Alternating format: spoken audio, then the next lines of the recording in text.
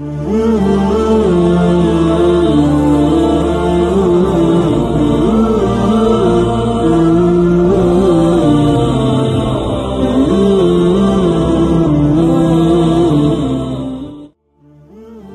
آنکھوں سنتے کانوں کو آپ کے ہوسٹ بخاری انکل کا سلام۔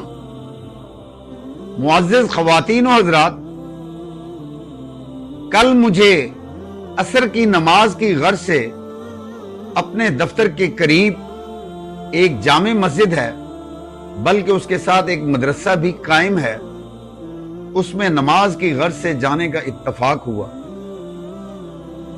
چنانچہ جب نماز ہم نے ادا کی تو میرے ساتھ ایک بچہ بھی کھڑا ہوا تھا، اور اس نے جو نماز میں 2-4 ایسی حرکتیں کی تو سلام پھیرنے کے بعد میں نے اس بچے سے دریافت کیا کہ بچے آپ سٹوڈنٹ لگتے ہو؟ کہتا ہے جی جی۔ تو میں نے کہا 8ویں کلاس ہے یا 9th کلاس ہے آپ کی؟ کیونکہ میری عادت ہے ایک، جب میں کسی سے بات کرتا ہوں تو جو میں نے سوچا ہوتا ہے یا جو میں مشاہدہ کرنا چاہ رہا ہوں یا جو میں تجربہ کرنا چاہ رہا ہوں اس کو میں اپنے ذہن میں پہلے بٹھا لیتا ہوں۔ چنانچہ اس بچے نے کہا کہ میں 9th کا نہیں، میں 10th کا سٹوڈنٹ ہوں۔ میری تھوڑی سی بات غلط ہو گئی، 8ویں 9ویں کی بجائے وہ 10th کا تھا، لگ وہ چھوٹا رہا تھا۔ میں نے کہا اچھا۔ میں نے کہا آپ نماز پڑھنے آ گئے، آپ بچوں کے پاس تو ٹائم نہیں ہوتا، آج کل تو آپ کے امتحانات ہو رہے ہیں تو آپ اس میں مصروف نہیں، یا پیپر ہو گئے؟ میں نے ایسے ہی لگا کر کے اوپر کی بات کی۔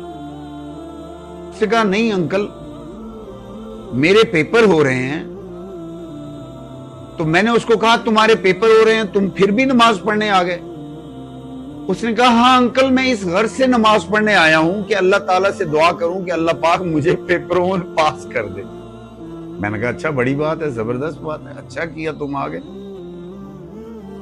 اتنی دیر میں ہم بات چیت کر ہی رہے تھے کہ پیچھے سے آواز آئی، تھوڑا سا شور آیا، تو میں نے مڑ کر کے یوں دیکھا، ایک ڈاکٹر صاحب تھے، وہ ایک بچے کو ڈانٹ رہے تھے کہ تمہیں شرم نہیں آتی، تم تجربہ کار مولوی ہو، تم میری نماز کے آگے پیچھے سے گزر رہے ہو، تمہیں شرم نہیں آتی؟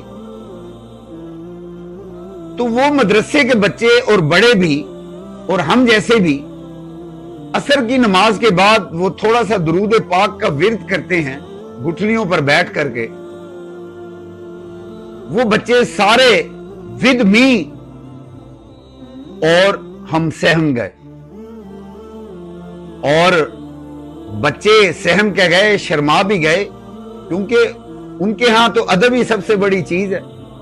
وہ ڈاکٹر صاحب کو کیا جواب دیتے؟ چنانچہ میں نے دیکھا کہ ڈاکٹر صاحب تو واقف کار ہیں، علاقے کی مسجد ہے، اور علاقے میں ہم سب ایک دوسرے کو تھوڑا بہت جانتے ہی ہیں۔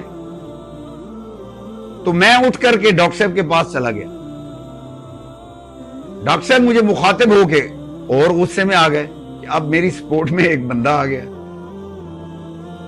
ان کی ساری بات چیت سنی، 3-4 منٹ انہوں نے لگا دیے۔ میں نے کہا ڈاکٹر صاحب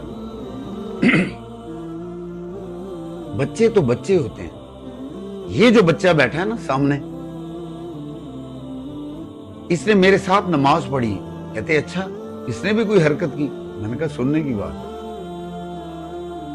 میں نے کہا جب ہم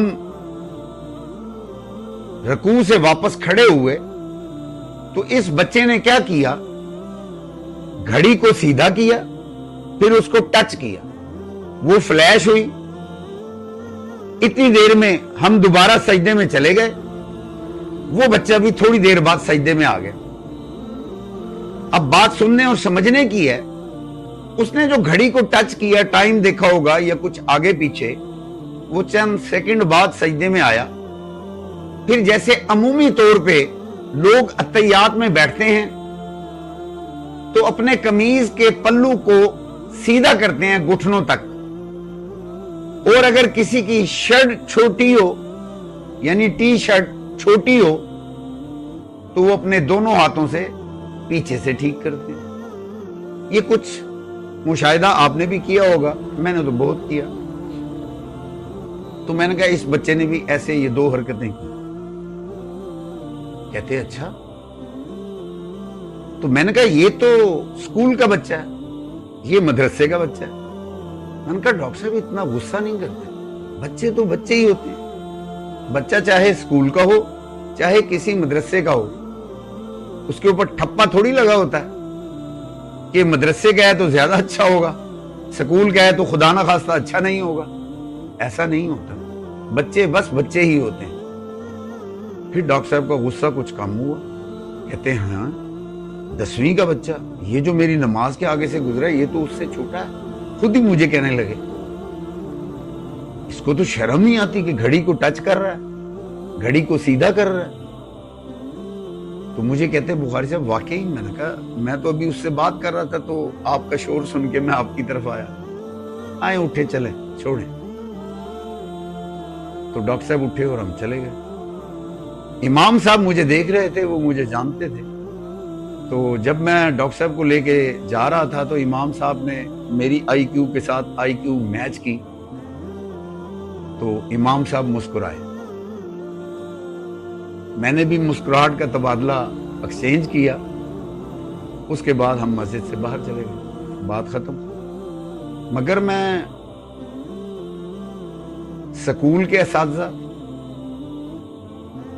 کالج کے اساتذہ, یونیورسٹی کے اساتذہ, مسجد اور مدارس کے اساتذہ سے بھی 10 بدس گزارش کروں گا کہ بچوں کو مسجد کے آداب اور نماز کے آداب ضرور سکھا دیجئے. اس میں آپ کا بھی بھلا ہوگا, اس میں آپ کی بھی آخرت بن جائے گی اور ان بچوں کی بھی آخرت بن جائے گی. وہ کسی نہ کسی ڈاکٹر سے, کسی نہ کسی مجھ جیسے حقیر ناچیز سے ڈانٹ ڈپٹ کھانے سے بچے رہیں گے. اس میں آپ کو بھی نفع ہوگا, ان بچوں کو بھی نفع ہوگا, اور مسجد کے آداب بھی اس بہانے سے آ جائیں گے اور نماز کے آداب بھی آ جائیں گے. اب تک کے لیے اتنا ہی. پاکستان زندہ باد.